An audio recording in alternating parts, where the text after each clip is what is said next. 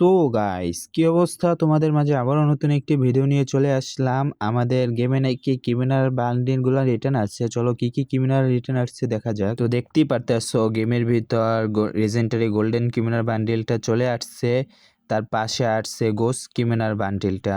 তো তোমরা এই দুইটা বান্ডিল এক্সচেঞ্জ করে নিতে পারবা না, তোমাদের লাকের উপর তোমরা যেটা পাও ওইটাই। তো তোমাদের যদি একেবারে লাক খারাপ থাকে তাও তোমাদের একটা আইটেম বাই করতে হলে 5,000 ডায়মন্ড লাগবে। তো এক্সচেঞ্জ টোকেনে কি কি তোমরা এক্সচেঞ্জ করে নিতে পারবা, তো দেখা যাক।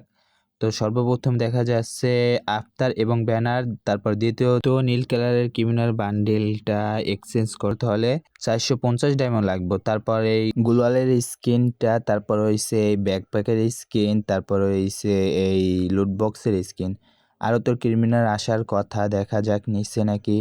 তো এগুলো আমার কাছে আগে থেকে আছে। তো দেখা যাক এই বেগুনি কালার ক্রিমিনাল বান্ডেলটাও রিটার্ন আসছে। তারপর হইছে হলুদ কালারের ক্রিমিনাল বান্ডেলটা, তারপর হইছে এই গ্লোয়ালের স্কিন, তারপর এই বাইকের স্কিনটাও রিটার্ন আসছে, তারপর এই গ্রেনেডের স্কিনটাও আসছে।